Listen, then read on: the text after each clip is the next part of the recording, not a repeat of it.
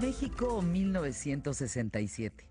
Sentada en un viejo sillón, Mercedes contempla a su marido. Nunca lo había visto tan empeñoso en una tarea intrascendente como envolver un manuscrito. Bañado por aquella luz vespertina que se filtra por la ventana de su estudio, rodeado por cientos de libros y acostumbrado a la fragancia del papel viejo, Gabriel intenta, con pocos resultados, asegurar las hojas con su novela en un paquete homogéneo para que lleguen en óptimas condiciones hasta su destino. Hace un par de semanas, Gabriel y Mercedes sufrían los pesares de una mala racha económica. Fue necesario que amigos y colegas escritores les prestaran el dinero necesario para enviar el paquete a Buenos Aires. Pero finalmente, aquella tarde, dejaron en la oficina de correos la versión final de 100 años de soledad. Gabriel García Márquez y Mercedes Barcha, su esposa, llevaban en México más de 2 años. Él escribía para agencias de publicidad e intervenía como guionista en algunas películas. Eran tiempos muy difíciles, cuando sus libros vendían 1,000 o 2,000 ejemplares, cantidad muy pequeña para poder sobrevivir de la escritura. Aquella novela, que en un principio se llamaría La Casa y que después Gabriel terminó por bautizar como 100 años de soledad, felicidad, diría él con el tiempo, le llevó 18 meses de su vida escribirla. La historia surgió en 1952 durante un viaje que realizó Gabriel en compañía de su madre a su pueblo natal, Aracataca. Historia que rescató varios de los personajes que ya habían aparecido en sus cuentos y novelas anteriores, al igual que la referencia a Macondo, el pueblo ficticio que también se menciona en los funerales de la mamá grande y en la hojarasca. Al terminar la novela, por 1960 aproximadamente, Gabriel la envió a Carlos Barral, el entonces director de la editorial Seix Barral de Barcelona. ¿Cuál fue la respuesta que recibió Gabriel?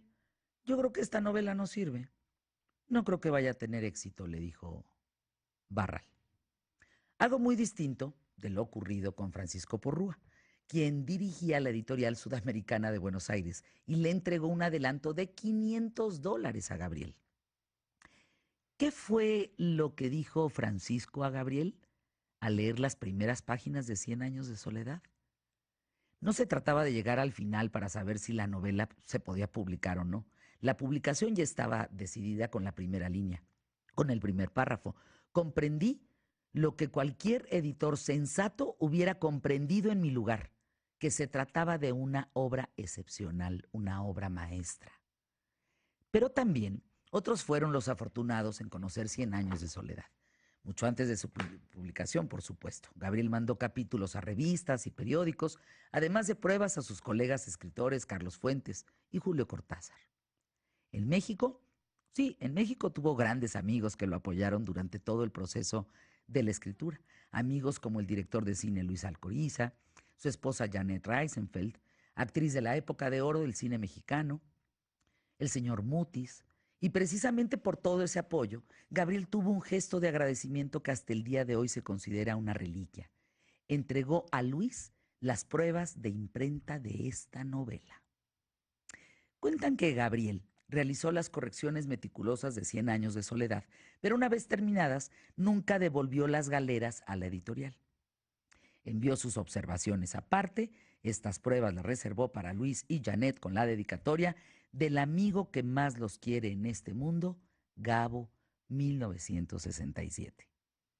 Y aquí va un dato impresionante sobre estas pruebas. En los 180 folios que componen las pruebas de imprenta o galeras, como se llama en el mundo editorial, hay observaciones de erratas, palabras pegadas, una tilde que se escapa y el famoso detalle de las mariposas. Gabriel indicó con letra corrida que tenían que ser amarillas. En total son 1,026 marcas, a veces hasta 20 por página, donde Gabriel esboza los detalles de su obra cumbre. Pues sí, casi 20 años después, cuando Gabriel ya había sido galardonado con el Nobel de Literatura, Luis Alcoriza se reunió con él y le mostró las pruebas de imprenta. Entonces Gabriel le sugirió que podía sacar una buena cantidad de dinero si las vendía, pero Alcoriza le contestó: prefiero morirme antes de vender esta joya dedicada por un amigo. Gabriel Como respuesta, escribió a un lado de la primera dedicatoria. Confirmado. Gabo, 1985. La novela que narra la historia de la familia Buendía a lo largo de 7 generaciones cumple 50 años este año 2017. Fue un 30 de mayo de 1967 cuando se entregó todo y salió a la venta los primeros 8,000 ejemplares. 8,000, los cuales se vendieron en su totalidad, ¿en cuánto tiempo creen? En 15 días. Un año después, debido al éxito de la novela, aparece la primera traducción en francés y algunos meses más tarde en alemán.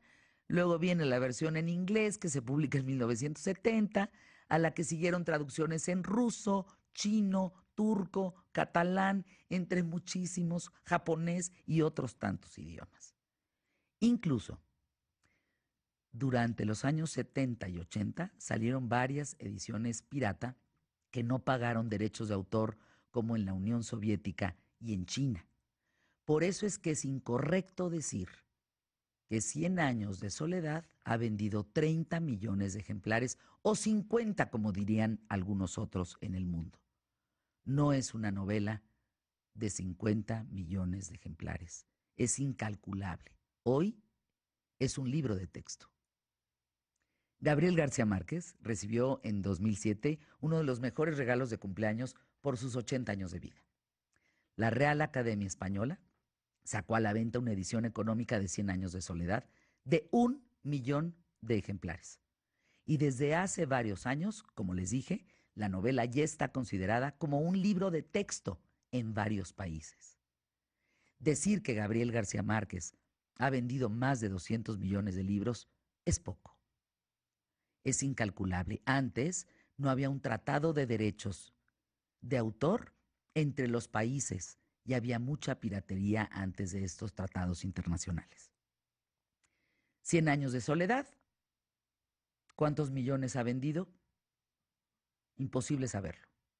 Pero sí sabemos que ha sido traducida a más de 37 idiomas en estos 50 años. 100 años de soledad. La novela escrita por el colombiano que amó, vivió y respiró nuestro México. El colombiano mexicano, el colombiano con corazón mexicano, que eligió nuestro país para escribir su obra cumbre y eligió para vivir el resto de sus días.